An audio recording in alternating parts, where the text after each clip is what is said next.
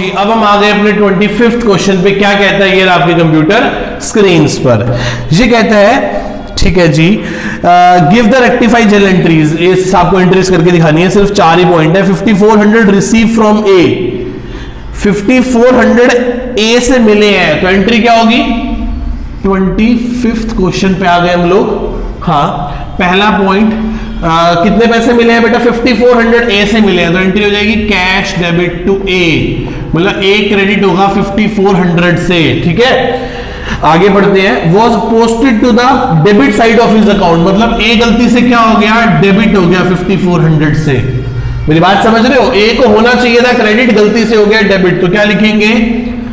As account will be credited with rupees 10,800। 10,800 से एक account को क्या कर दिया जाएगा? क्रेडिट कर दिया जाएगा, क्योंकि ये सिंगल साइडेड एरर है। सिंगल साइडेड एरर में हमें क्या करना पड़ता है? नरेशन पास करनी पड़ती है, क्योंकि गलती का पता कब चला है? ट्रायल बैलेंस बनाने से पहले पता चला है। आगे चलते हैं जी, सेकंड पॉइंट पे आते हैं। The total of cell return book, cell return book overcast हो गई। भाई साहब, सेल्स रिटर्न के कैसे डेबिट बैलेंस होते हैं, यदि वो ज्यादा डेबिट हो गई तो कम कर दो, तो क्या लिखोगे? Sales return account will be credited with rupees, कितने रुपए से करना है बेटा? 800 रुपए से करना है। लो जी, हो गया सेकंड पॉइंट, सिंपल सा था। अब हम आ गए अपने थर्ड पॉइंट पे आ गए। किस पे आ गए बेटा? हम अपने थर्ड पॉइंट पे। क्या कहता है थर्ड पॉइंट? ये पढ़ते हैं। 2740 paid for the repair of motorcycle. ठीक है जी, मोटरसाइकिल की रिपेयर के लिए पैसे दिए, तो किसको डेबिट होना चाहिए था? रिपेयर मेंटेनेंस अकाउंट को डेबिट होना चाहिए था 2740 से। 2740 से debited to the motor car account, हमने गलती से मोटर कार को डेबिट कर दिया, वो भी कितने से कर दिया? 1740 से। 1740 से डेबिट होना किसको चाहिए था? रिपेयर मेंटेनेंस को डेबिट होना चाहिए था, तो करो sir. Repair maintenance account debited with rupees 2740 and motorcycle जो गलती से डेबिट हो गई उसे क्या कर दोगे? Motorcycle account will be credited with rupees 1740। मेरी बात समझ रहे हो? इंग्लिश में लिखना है। कैसे लिखना है? इंग्लिश में we have to pass only narration, हमें नरेशन ही पास करके दिखानी है, हमें जर्नल एंट्री नहीं करनी। जर्नल एंट्री तब करते यदि ट्रायल गलती का पता कब चलता? ट्रायल बैलेंस के बाद। बच्चा पूछ रहा है सर तब क्या एंट्री होती? सर तब एंट्री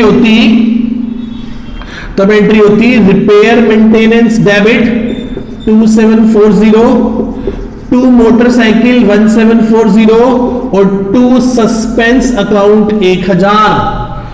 फिर किसका यूज कर लेते हैं हम? सस्पेंस अकाउंट का यूज कर लेते, पर ऐसा नहीं करेंगे क्योंकि गलती का पता कब चल गया?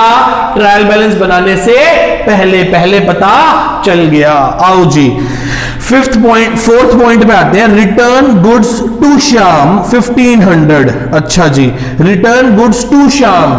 आगे बढ़ते हैं। Were pass through the return inward book, हमने फोर्थ पॉइंट पे आ गए।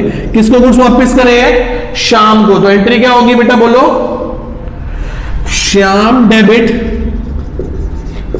टू परचेज रिटर्न, बिल्कुल सही बात है। कितने रुपए के? 1500 रुपए के। गलती से एंट्री कर दी हमने, sales return debit to Shyam 1500 रुपए। श्याम को डेबिट हो रहा था, श्याम गलती से क्रेडिट हो गया, तो क्या लिखेंगे? Shyam debit 3000 to purchase return को क्रेडिट होना था, नहीं हुई, तो टू परचेज रिटर्न 1500 और सेल्स रिटर्न को डेबिट होना ही नहीं चाहिए था, तो उसे क्या कर देंगे? उसे 1500 से क्रेडिट कर देंगे। खत्म जी, कितना सिंपल था ये पॉइंट। हमने शाम को सामान वापस किया था, तो शाम टू परचेज रिटर्न, गलती से हमने एंट्री रिकॉर्ड कर दी सेल रिटर्न बुक में। यदि सेल रिटर्न में रिकॉर्ड की होगी तो क्या एंट्री की होगी? Sales return to Shyam. तो श्याम को होना था डेबिट, श्याम गलती से हो गया क्रेडिट, तो श्याम को डबल से डेबिट कर दिया। परचेज रिटर्न को क्रेडिट होना था, जो कि नहीं हुई थी, तो क्रेडिट कर दिया। सेल्स रिटर्न को तो डेबिट होना ही, सेल्स रिटर्न को तो डेबिट होना ही नहीं चाहिए था, तो क्या कर दिया हमने? उसको क्रेडिट कर दिया। क्या कर दिया हमने उसको बेटा? क्रेडिट कर दिया। क्या आप मेरी इतनी बात को समझ पा रहे हैं? ठीक है जी।